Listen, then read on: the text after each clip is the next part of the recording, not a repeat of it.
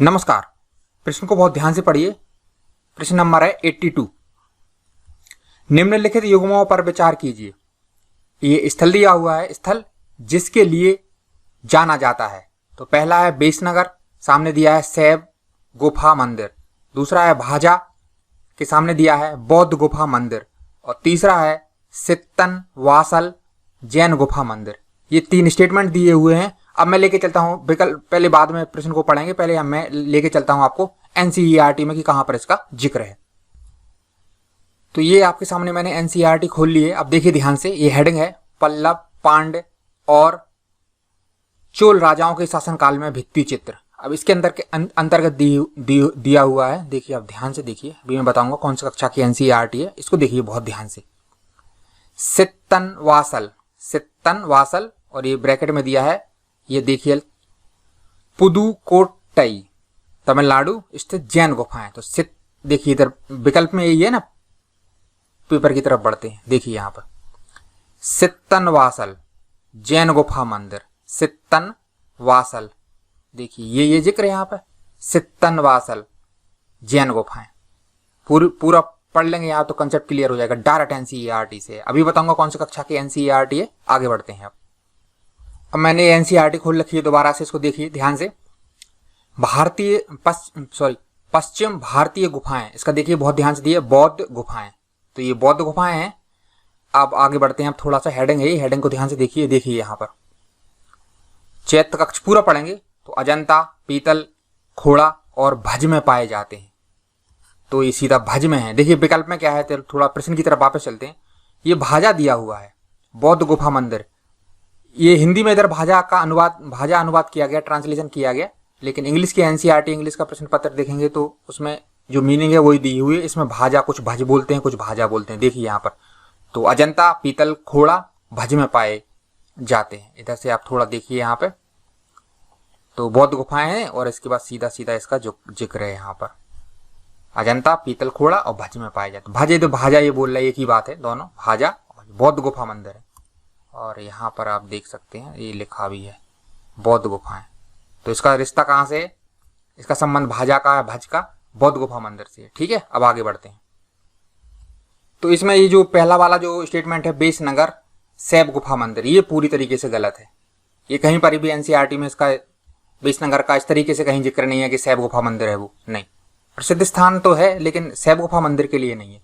तो इसके दो स्टेटमेंट जो है वो ठीक है, दूसरा वाला और तीसरा वाला। तो इसमें देखिए आप विकल्प में, आप पढ़ते हैं आगे। उपर्युक्त में से कितने युग्म सही सुमेलित हैं? तो इसका सही उत्तर हो जाएगा बी, केवल 2। तो ये वाला जो है ये ठीक है, ये सही है, सॉरी ये सही है और ये सही है, यानी ये सही और ये सही, दो सही है। तो अब मैं लेके चलता हूं कि एनसीईआरटी में इसका कौन सा कक्षा की एनसीईआरटी है, क्या है, तब ताकि आप भी मैच कर सकें उसको। तो आपके सामने जो मैंने एनसीईआरटी खोल रखी है वो देखिए सित्तन वासल जो है, इसका जिक्र है जहां पे जैन गुफाएं। तो इसका ये कौन सा अध्याय है आप इसमें देख सकते हैं, ये अध्याय है, आप देख सकते हैं यहाँ पर। अभी बताऊंगा कौन सी कक्षा, ये 5वां अध्याय है, 5वें अध्याय से लिया है। अध्याय का नाम है परवर्ती भित्ति चित्रण परंपराएं। तो इस अध्याय से लिया गया है। और अभी मैं आगे बढ़ता हूं फिर। इसके बाद जो एनसीईआरटी में जिक्र है यहाँ पे देख सकते हैं, जो बताया था मैंने, पश्चिम भारतीय गुफाएं बौद्ध गुफाएं में इधर दिया हुआ है भज या भाजा में पाए जाते हैं। तो ये एनसीईआरटी है। अब मैं बताता हूँ कौन सी अध्याय है।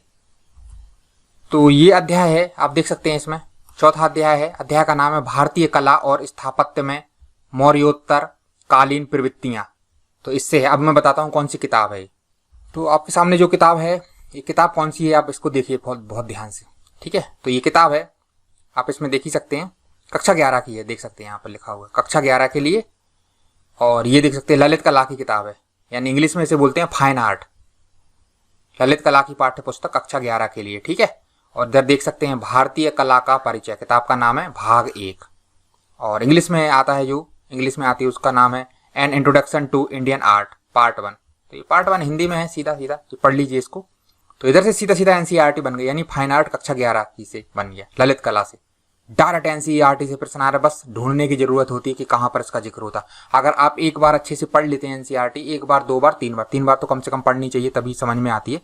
तो जब 3 बार पढ़ लेंगे तो खुद ही पता चल जाएगा कि कहाँ पर किस चीज का जिक्र है। और जब आपने बहुत अच्छे से समझ के पढ़ लिया एनसीईआरटी, फिर आपका क्वेश्चन रुकेगा नहीं, कहीं ना कहीं से क्वेश्चन वो हिट होगा ही होगा। तो तो इसके बाद अब मैं लेके चलता हूँ आईएएस का कौन सा प्रश्न पत्र है। तो ये आईएएस का प्रश्न पत्र है, देख सकते हैं आपस में 2023। तो ये सिविल सर्विसेज प्रीलिम्स प्रारंभिक परीक्षा एग्जाम 2023।